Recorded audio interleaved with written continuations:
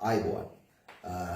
අද අපි ඔයගලන්ට කතා කරන්න බලාපොරොත්තු වෙනවා දැන් මේ එකපාරට එළියට ඇවිල්ලා තියෙන බටලන්ද කොමිසම වාර්තාව ගැන. බටලන්ද කොමිසම කිව්වහම මේක 1988 89 යුගයට ඉඳන් ආපු කාරණයක්. චන්ද්‍රිකා මැතිණිය තමයි මම හිතන බටලන්ද කොමිසම පත් කරන්නේ. හොඳයි. දැන් මේ කාරණේ එළියට ඇවිල්ලා තියෙනවනේ අපි දැක්ක පහුගිය කැබිනට් මාධ්‍ය ප්‍රකාශක තුමා කියනවා මේක පාර්ලිමේන්තුවටත් ඉදිරිපත් කරනවා කියලා. හොඳයි. ඒකත් හොඳයි. හැබැයි අපි අහනවා මෙහෙම කාරණයක් ආණ්ඩුවේ. දැන් මේකේ පාර්ශව දෙකක් ඉන්නවනේ. එකක් තමයි ආණ්ඩුවේ පාර්ශවයකුත් ඉන්නවා මේකේ කාරණේ ඇතුලේ. ඊළඟ පාර්ශවය තමයි වකට රජය මේව කරපු හෙබෝ එක්සත් ජාතික පක්ෂය රනිල් වික්‍රමසිංහට තමයි පැහැදිලි චෝදනාවක් එල්ල කරේ බටලන්ද වදකාගාරය මෙහෙව්වා කියන කාරණේ.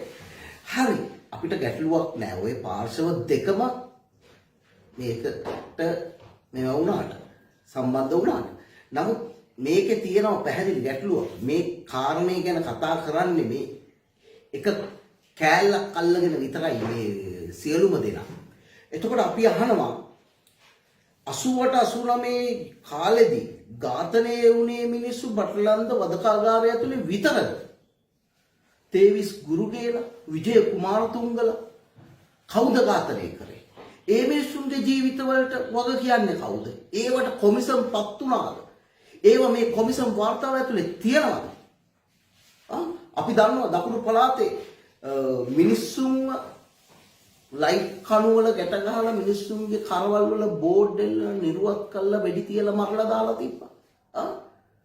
ටයර් වල ගිනි තිබ්බා මිනිස්සුන් පණ පිටින් පුච්චලා තිබ්බා.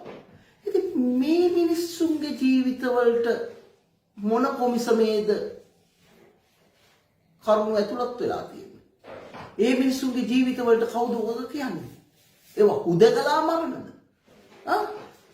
එතකොට එහෙම නැත්නම් මේ ආණ්ඩුව පාර්ශවයෙන් රාජ්‍ය බලය දාලා මර්ධනය කළා ඒ වදකාගාර පවත්වගෙන ගිහිල්ලා මරපු මිනිස්සුන් වෙනුවෙන් විතරද අද එදා විපක්ෂයේ හිටපු මිනිස්සු ආණ්ඩු පක්ෂයට ආපුවාම කොමිසම් පත් කළා වග කියන්න ලෑස්ති වෙන්නේ නෑ.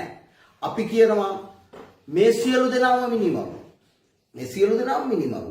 ඒකින්ද කරුණා කළා ඒ පාර්ශවයේ විසින් ඝාතනය කරපු පිරිස විතරක් නෙවෙයි. රජයේ පාර්ශවයෙන් ඝාතනය කරපු පිරිස විතරක් නෙවෙයි. අනිත් පාර්ශවයෙන් ඝාතනය කරපු පිරිසුන්ගේ ජීවිතය වෙනුවෙන් වගකිය යුතුයි.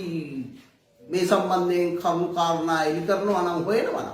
ඒකත් අපි කරුණා කළා කියනවා බටලන්දට විතරක් කොටු කරන්න එපා මේ කාරණේ.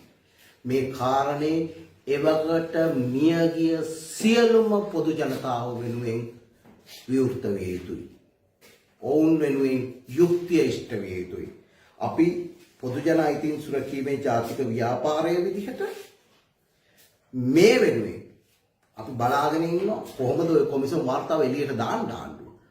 පාර්ලිමේන්තුවටත් දාලා ජනගත කරන්න මේක.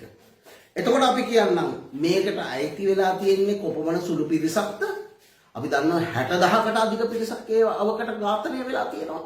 දෙපාර්ශවයේ විසින්ම ඝාතනය කරගෙන තියෙනවා. එතකොට අපි කියන්නම් මේකට අයිති නැතිව මහපාරේ දේශප්‍රේමී ව්‍යාපාර කියාගෙන ඝාතනය වෙච්ච අහිංසක මිනිස්සුන්ගේ නම් ලයිස්තුව ආණ්ඩුවක් කැමතිනේ ලයිස්තු වලට.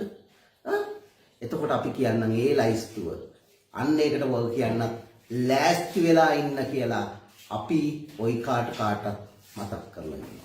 ස්තුතියි.